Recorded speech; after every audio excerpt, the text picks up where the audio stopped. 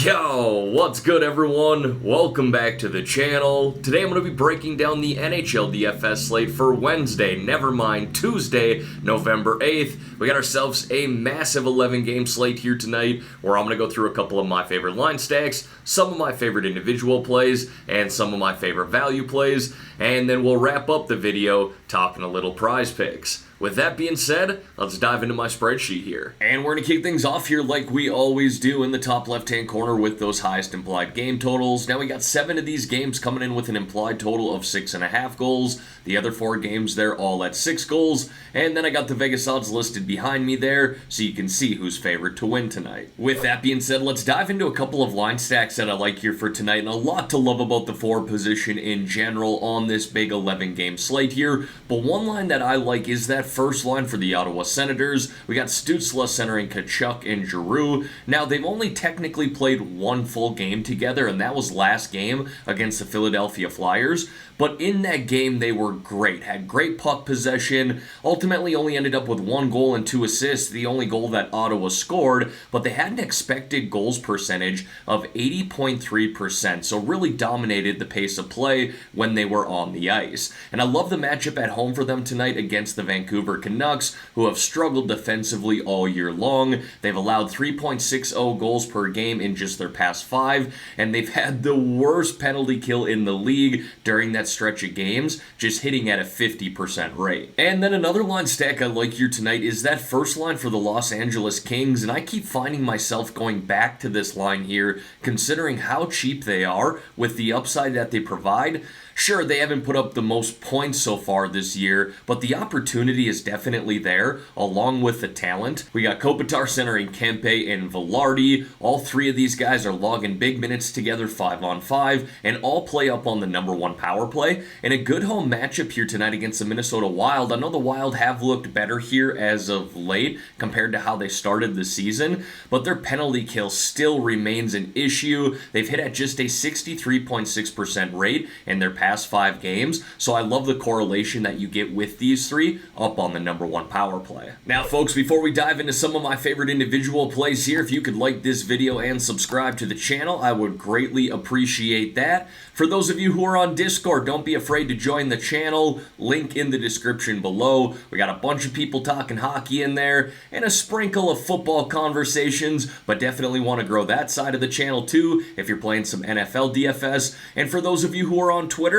and want some NHL bets, I'm occasionally posting some on there as well. Alright, now diving into some of these individual plays here, we're going to kick it off with the forwards, and Nikita Kucherov is hot right now for the Tampa Bay Lightning, riding a 6-game goal streak, where he also has 6 assists, 12 points in his last 6 games. In fact, he has a point in every single game this year except for 1. I love the way he's shooting the puck, averaging over 3 shots on net per game, and has a great matchup at home tonight against the Edmonton Oilers, who are not only playing on back-to-back nights after losing in Washington last night, but this is a team that has really struggled here defensively as of late. In their past 6 games, they've allowed 4.33 goals per game, and another penalty kill that just has not been good, hitting at a 61.5% rate. We're going to see Kuch play up on that first line tonight, play up on the #1 power play, and should log around 20-plus minutes. I then got Jack Hughes there of the New Jersey Devils, who's also sitting in a good home matchup here tonight against the Calgary Flames. And hey, look, I know the Calgary Flames look good on paper,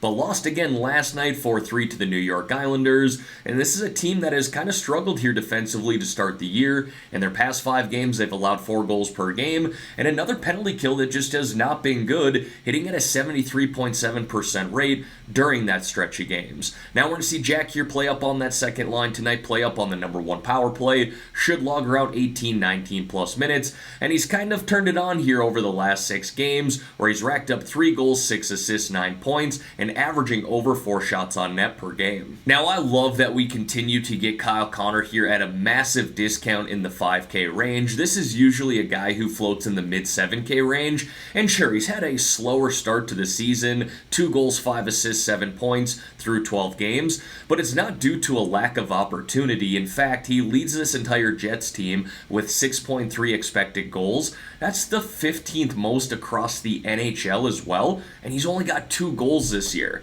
there's regression coming his way, to say the least. He's up on that first line, up on the number one power play, leads this Jets team in shot attempts, leads the team in shots on goal. Like I said, all the opportunity in the world is there for him, so I gotta believe regression is coming his way, and I'll definitely take him at this price of $5,900. I then got Jeff Skinner there of the Buffalo Sabres, and man, this Sabres team does look legit. A lot of young talent with a lot of upside.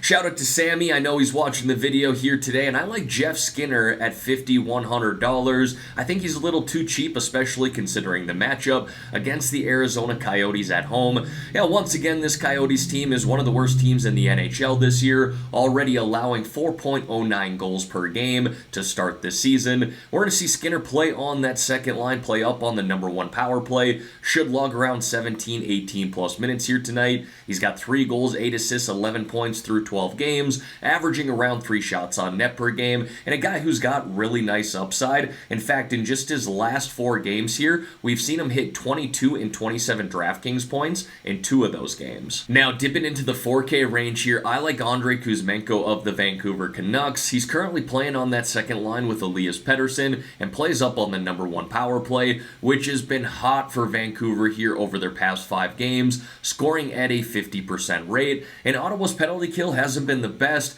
over their last 5 games, just hitting at a 78% rate, so it seems like a good matchup there. And Kuzmenko's just been on a tear here over his past 5, racking up 6 goals, 3 assists, 9 points, and hitting 3 plus shots on net in 4 of those 5 games. So at $4,500 here, I really like the price considering the upside and opportunity that he has. Now on these big slates like this, I try to avoid highlighting forwards from the same team where I already highlighted a line stack, but Kevin Fiala at $4,200 for the Los Angeles Kings is just egregiously cheap, especially considering he's playing against his old team in the Minnesota Wild. The revenge narrative is very real. In fact, just his 3rd game into the season, they played in Minnesota, where he had 1 goal, 2 assists, 3 points, 6 shots on net, and 35 DraftKings points. Now, I know Fiala is down on the 3rd line right now, so I don't love that, but he's still playing up on that number one power play, and again, that Minnesota Wild penalty kill has really struggled here over their past 5 games,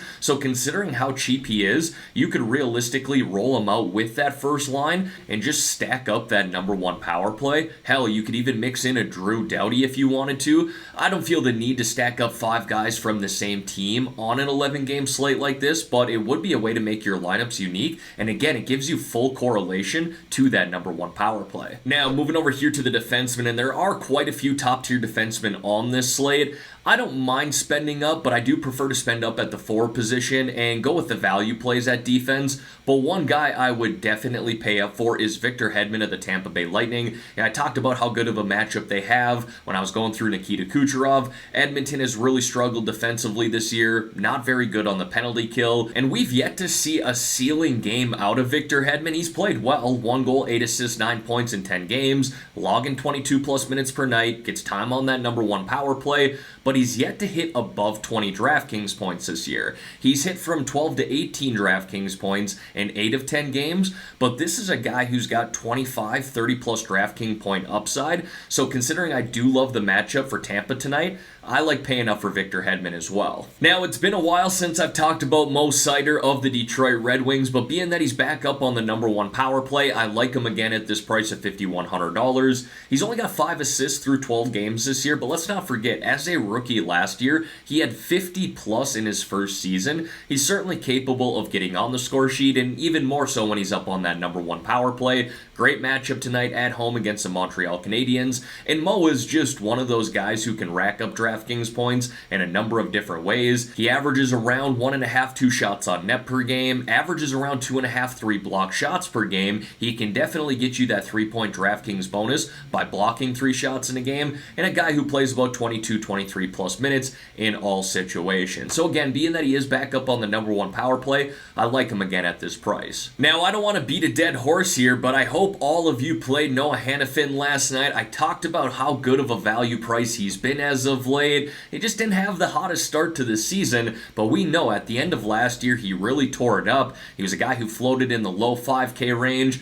and we're getting him in the 3K range to start the season. We'll definitely take advantage of that. Now, DraftKings did give him a little price bump up here at $4,200, but still a great value play in my opinion. He's now had 3+ block shots here in 3 straight games. He's also racked up 14 shots on net during that stretch of games with 2 assists, hitting 11.4, 22.4, and 25.2 DraftKings points in just his last 3. Crushing value still at this price here. He's going to play about 24+ minutes here tonight, plays on that number 2 power play, and plays on the penalty kill as well. And then another value play that I like here in the low 3K range is Jake Sanderson of the Ottawa Senators, and this is primarily an opportunity play now that he is up on that number 1 power play. He's a rookie defenseman, but he logs around 18 to 20+ minutes per night, so definitely plenty of ice time considering the price, and you could even stack him up with that first line that I highlighted earlier of Stützle, Giroux, and Tkachuk, being that they all play on the number 1 power play in a great matchup against Vancouver, whose penalty kill has really struggled as of late. And then I got a couple of goaltenders there for you, and I kind of went with the value goalies here tonight. Really like the prices we get with Hellebuck and Hart. Now, if you want to spend up for an Igor Shesterkin, go with the safe play. I have no problem with that, but I just think that these guys are a little too cheap. We'll start there with Bucky of the Winnipeg Jets. Tougher matchup at home tonight against the Dallas Stars for sure, who have looked good,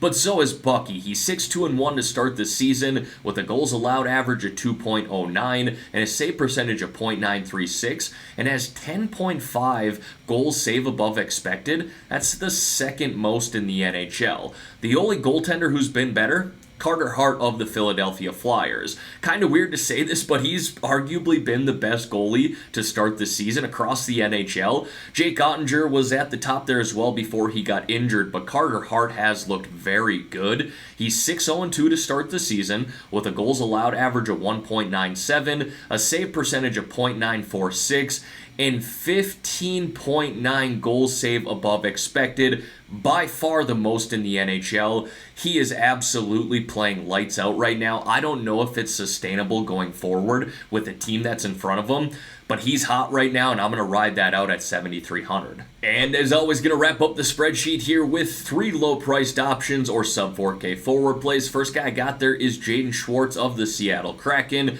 currently playing on that second line. I would hesitate to say that's the first line for Seattle, but that's how it's listed on paper right now. Plays up on the number 1 power play, has 5 goals, 5 assists, 10 points through 13 games, and leads this entire Kraken team in goals, expected goals, and points. And I don't mind the matchup here tonight against the Nashville Predators. Now, I'm sorry, I didn't try to highlight another Los Angeles Kings player here, but with the value we get with Fiala and Arvidsson is just ridiculous. Arvidsson has been a boom-bust player this year and kind of been like that throughout his career, but $3,600 is just too cheap. He plays on that second line, plays on the number 2 power play, has 3 goals, 5 assists, 8 points through 12 games, plays about 16+ minutes per night, and that's a guy who has 25+ DraftKings point upside. And then Owen Tippett there of the Philadelphia Flyers, playing up on the first line right now and playing up on the number 1 power play, has just 2 goals, 1 assist, 3 points through 6 games, started the season on the IR, but has hit 11+ DraftKings points in 3 of those 6 games,